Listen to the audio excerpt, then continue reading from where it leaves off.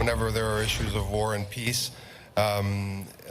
emotions run high through all elected representatives. That is obvious. The Canadian position has been unprincipled, it's been contradictory, and it's been incoherent. The Prime Minister has taken 4 different positions on the war in the Middle East in 4 days.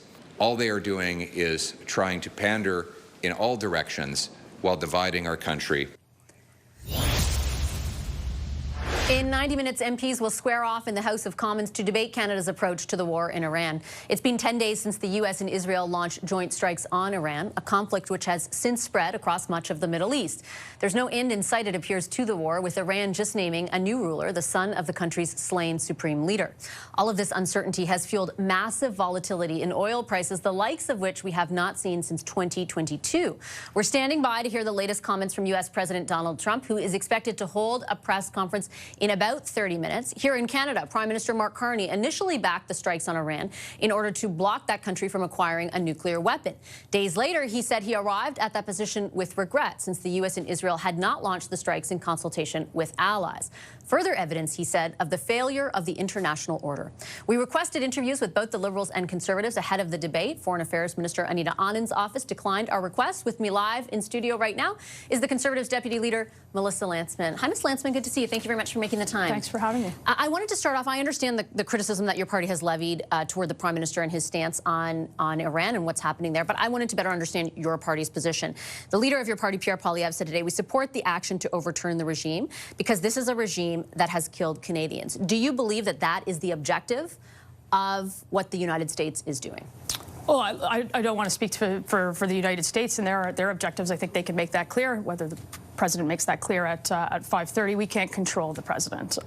The objective of regime change in Iran is something that Conservatives support, and continue to support. We've had one position throughout all of this, and not 4 in 4 days, and that is because this regime killed 55 Canadians, 30 permanent residents. Their regime agents who currently live amongst us in Canada, 700 that we know of from our own security apparatus, and to my understanding, only 1 that has been removed. We asked the minister about that today. He certainly couldn't tell us that more have been removed, but we can control what we can control at home, and that's exactly what we'll be talking about tonight. And I do understand that point. I think, though, on your point that, you can't control what Donald Trump says or does, I take that as well. But should that not also inform your position on what is actually happening? There is one position to be had on the regime, and you're absolutely right to talk about the Canadians they've killed, the Iranians that have been killed, that have been massacred, that have been punished. Sponsorship of terror.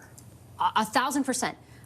But with the lack of clarity from the Trump administration, does that not have to also inform your position on what is actually happening, not just the regime? Look, I think that we are, I think, on the precipice of change in Iran, and I've stood with this community for many, many years. Many years before I was elected, many years as an elected politician. I stood there with Liberal MPs on the stage asking for exactly this, a change of regime in Iran by the people of Iran. They've obviously got some help now for a better future, a future after 47 years of being subjugated to mass murder, mass imprisonment. Those long arms of the regime again, are in our own communities, where I'm an MP with a sizable Iranian population. I have people call my office. I have calls with them. They're in a car with a blurred-out background far away from their house because they are terrified of the activists that we have living on our soil. They've made Canada a safe haven for their activities, and that's why we should be happy about this. But are you sure there is something to be happy about? I understand all the points you just laid out. Your criticism, your party's criticism of the federal government, though, has been around the Prime Minister, for example, talking about how there wasn't consultation, or how the strikes without that consultation could have contravened, just wait a second, could have contravened the international law, or how he eventually said this isn't a blank check because of a lot of criticism and pushback to the idea that President Trump has not been clear about what the objectives are. You said just now that the Iranians are obviously getting help. What is obvious about what Donald Trump is doing? Because I feel like it's killing the Supreme unclear. Leader for 1 point, but who is now replaced by his son. We've been critical of the Prime Minister's position because he hasn't had a single position. He started again with we support the airstrikes. Then it was we regret that support. Then it's in contravention of international law, and then it was what we might join it. And the Prime Minister hasn't made clear to Canadians, and he hasn't made clear certainly to the House of Commons, and he won't be there at the debate tonight to make his position clear.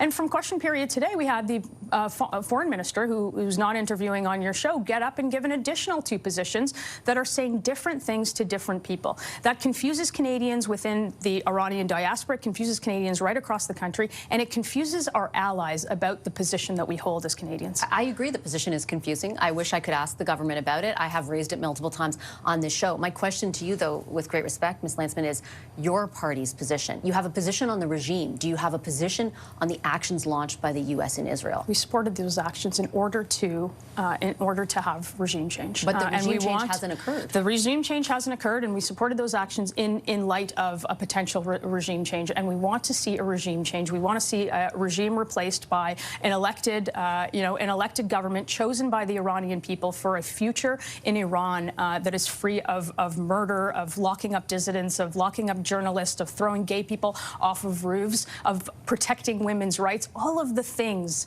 that Liberal MPs and MPs from multiple parties have gotten up in the House and advocated for every step of the way. But Donald Trump hasn't. And that's why I ask about your party's position about his actions, right? Because he is not standing up there saying all the very correct things that you just did about the regime and about the validity of overturning the regime. He has changed his message at least 4 times to my count on what the objectives are, about where things are at, about how far he's prepared to go. I don't know how That's many, why I asked. Yeah, I don't know how many more times to tell you that our position, again, is support of this, support regime change. We're going to stand with the Iranian people, both in the diaspora here and the millions around the world that have been in the streets demanding this. We've had that position from the beginning. We'll have that position tonight, and we'll have that position tomorrow. But just because you keep saying it doesn't mean it acknowledges the reality of the fact that this isn't just about the regime. I'm agreeing with everything you're saying about the regime. I understand the clarity of your position on the regime, but should there not be some nuance, and is it not tolerable that there be some nuance to other parties' positions or the government's position, given it's Donald Trump leading the charge, and he has offered no clarity on his own objectives? Yeah, look, I don't think that the thing that you're looking for is nuance, or the thing that the government has put forward is nuance in their position. They've literally put forward every single position to speak to every single community out of every side of their mouth, and as a result, we have no position at all. It confuses Canadians and it confuses our allies. And tonight, I hope that they put up somebody, if it's not the Prime Minister, to give one clear position about where Canada stands. And if we've been asked for some help, or if we've been asked to be a part of this at all, I think Canadians have a right to know. Parliamentarians certainly have a right to know, and we'll debate that in the House tonight. I did want to also ask you about something that the leader of your party talked about in this context, which is essentially an emergency supply plan given what's happening. And we're going to talk about this a lot tonight on oil prices, something Canadians care a lot about because they're having a dramatic impact on prices at the pump. Interestingly, exactly a week ago, I put the question to the federal energy minister around essentially what does this mean in the Canadian context?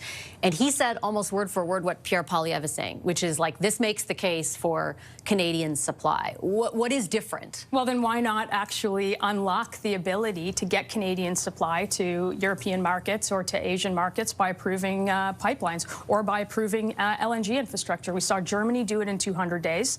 So we know that it is absolutely possible to get something up and running in less than 200 days. And it's been more than 200 days, or just about 200 days, since we gave the Prime Minister all of the power that he needs to approve pipelines to the West Coast particularly, and he hasn't done that. So in all fairness, the energy minister is saying all of the right things. It's just that none of the results are happening. There's an opportunity here for Canadians to supply the world with clean, frankly, moral energy to displace that dictator oil that people are relying on. We had that opportunity 4 years ago when the war in Ukraine started, and we certainly have that opportunity now. I did press the minister on the lack of using C5, that it was approved kind of under emergency, the auspices of emergency, and hasn't been employed since. He said it would look for it to be used in the next few months. On the approvals, though, that you mentioned, you know, LNG, I believe 2 of the big projects, including LNG2, are on those major projects list. They're awaiting, in the case of LNG2, a final decision from the proponent there. On the pipeline that you and your party keep saying needs to be approved right now, like which pipeline? There's no pipeline before. We want a pipeline. Look, we want to see a pipeline to the west, and the thing that's in the way, again, we've had this conversation many times on this show. There's legislation that is in the way. It's C-69. They've said it. Any proponents have said it themselves that that's in the way. The industrial carbon tax, the shipping ban on the west coast. This is a monumental opportunity for Canada to show leadership in the world and to export our oil for good-paying jobs here at home. Again, I've said that we can control what we can control here in Canada, and that's exactly what we'll be talking about tonight. All of what you just talked about is in that MOU that's supposed to be concluded by April the 1st. It's already been signed. And yet we've had... But may I just finish? And on Friday, an agreement was reached with the province of Alberta specifically and Premier Danielle Smith on the impact assessment process to change it to reflect like just one approval process versus varied ones. The Premier at the time was not saying exactly what you're saying. Is she wrong? We've had a ton of MOUs. We've had the Prime Minister in his spot. We have a major project office that hasn't approved a single pipeline or, frankly, a single new project from start to finish. We can do all these. We are squandering the opportunity as Canadian providers to energy to Europe and Asia, and we want to see that change. We want to see that change, particularly in light of what's happening today. Okay, I'll leave it on that note, Ms. Lantsman. Thanks for making the time. I appreciate it.